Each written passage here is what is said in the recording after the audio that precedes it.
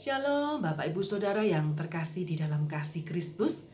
Kita akan membahas kitab Amos pasal 5 ayat 4 sampai ke 6. Saya akan bacakan untuk Bapak Ibu Saudara yang terkasih di dalam kasih Kristus. Carilah Tuhan maka kamu akan hidup, supaya jangan ia memasuki keturunan Yusuf bagaikan api yang memakannya habis, dengan tidak ada yang memadamkannya bagi Betel. Carilah Tuhan maka kamu akan hidup. Bapak Ibu, tema kita pada kesempatan kali ini, jangan jadikan ibadah bagaikan topeng. Secara khusus, Amos pasal 5 ayat ke-4 sampai ke-6, kalau Bapak Ibu baca di rumah dimanapun berada, itu merupakan panggilan pertobatan kepada umat Israel, supaya dia berbalik kepada Allah dengan ibadahnya yang benar dalam tindakan yang benar. Sebagaimana terjadi di Israel Utara, bahwa umat itu melalaikan hubungannya dengan Allah. Umat Israel memang beribadah kepada Allah. Ia melakukan ibadahnya dengan semarak, dengan gegap gempita, beribadah dengan bersuka cita. Bapak Ibu, apa yang salah di sini?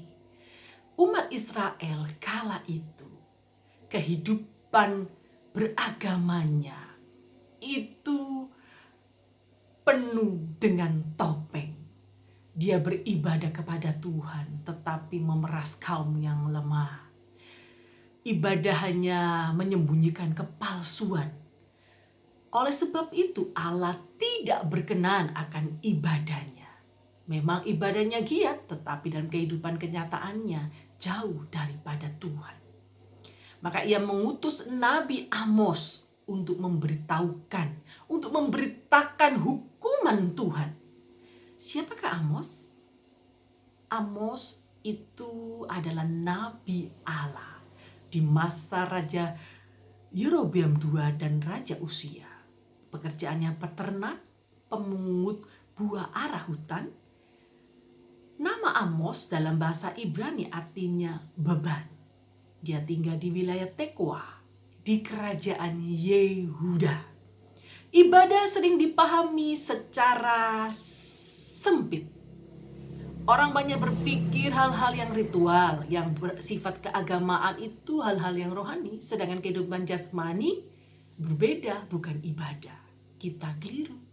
Ibadah itu adalah seluruh aspek kehidupan ini harus sesuai dengan firman Tuhan. Itu ibadah kita yang sejati.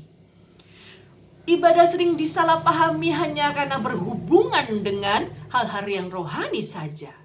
Hal yang jasmani tidak termasuk ibadah. Inilah yang terjadi saat itu. Bangsa Israel di balik kehidupan politik dan perekonomian yang sukses, di sana terjadi kemerosotan iman, kemerosotan hubungan sosial dengan masyarakat. Kecaman Nabi Amos terhadap umat Israel yaitu tidak main-main, Bapak Ibu ya. Di sana ada hukuman Allah atas bangsa Israel. Jika bangsa Israel tidak bertobat, dia akan diserahkan kepada bangsa Asyur. Sangat mengerikan, mereka akan menjadi tawanan bangsa Asyur dan dibiarkan terkapar, membusuk. Waduh, ini serem gitu ya, teguran Tuhan. Satu-satunya cara adalah bangsa Israel harus bertobat. Kehidupan beribadah tidak hanya sebagai topeng, di luar kelihatannya bagus, bagaikan kubur yang di luar terlihat bagus, bercat putih bagus, tetapi di dalamnya ada tengkorak-tengkoraknya. Begitulah kehidupan ibadah bangsa Israel saat itu. Kehidupan ibadahnya hanya dilakukan sebagai hafalan saja, hanya rutinitas. Dia mencari Tuhan tidak dengan segenap hatinya.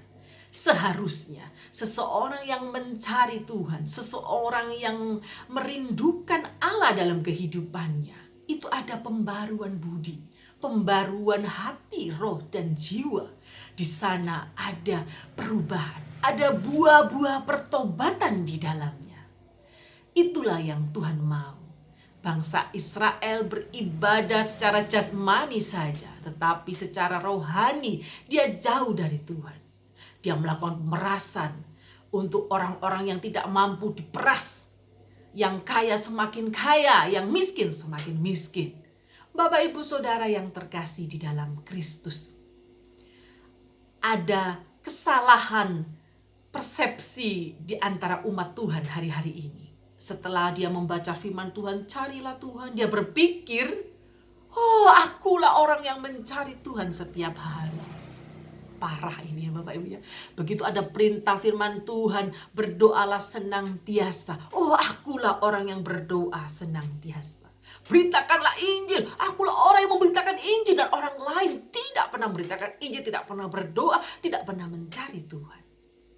Bapak Ibu Saudaraku yang terkasih di dalam kasih Kristus, kita ingat ada 2 orang datang ke bait Allah.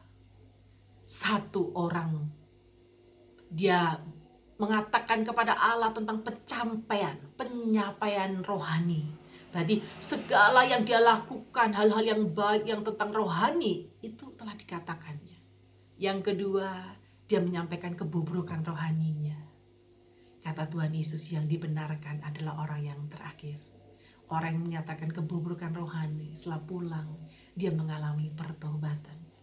Ada banyak anak-anak Tuhan, kehidupannya merasa diri benar, merasa diri suci, merasa diri orang yang dekat dengan Tuhan.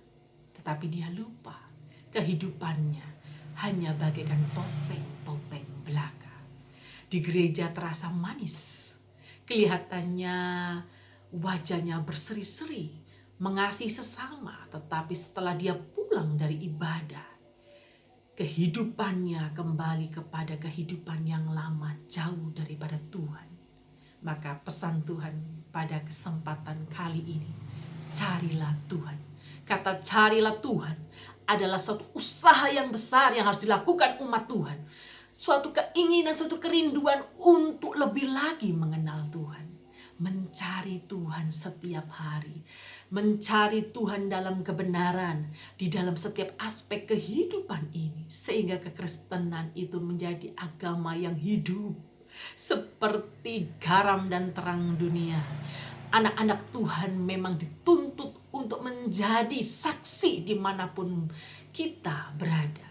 Beribadalah dengan tulus, beribadalah dengan hati yang menyenangkan hati Tuhan. Ingat, menyenangkan hati Tuhan di mana saat sesamamu membutuhkan, kita harus ada untuk mereka. Saat sesamamu membutuhkan uluran tangan kita, janganlah kita menjadi orang yang apatis, jadi orang yang cuek, tak pernah menghiraukan sesama. Bapak Ibu Saudara yang terkasih, carilah Tuhan maka engkau akan hidup. Ini akan kita renungkan hari ini. Ibadah kita yang sejati, ibadah di mana ada pembaruan.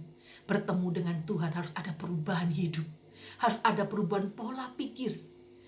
Amos memberitakan hukuman Tuhan atas bangsa Israel, supaya tujuannya bangsa Israel bertobat, kembali ke jalan yang benar, beribadah sesuai dengan hati, beribadah dengan tulus, beribadah dengan sukacita, melayani sesama. Ibadah tidak hanya waktu 2 jam di hari Minggu saja, tapi ibadah itu dari hari Senin sampai hari Minggu.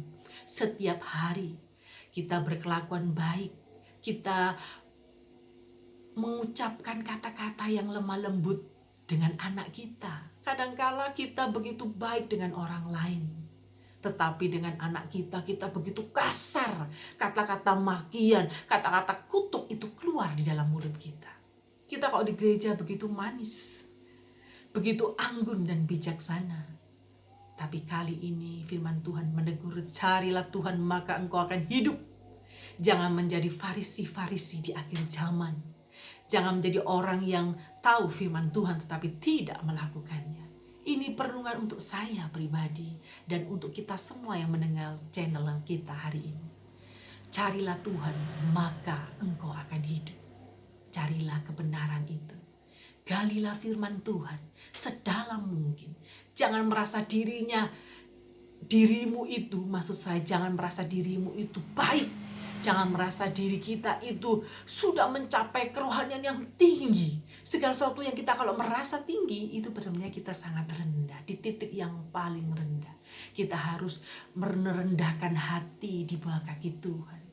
Mengutarakan isi hati kita. Kita harus berdoa supaya Tuhan membarui budi kita, pola pikir kita, biar kita selalu setiap hari melakukan kehendak Tuhan. Itu adalah ibadah kita yang sejati. Selamat malam, Tuhan Yesus memberkati kita semuanya. Haleluya. Amin.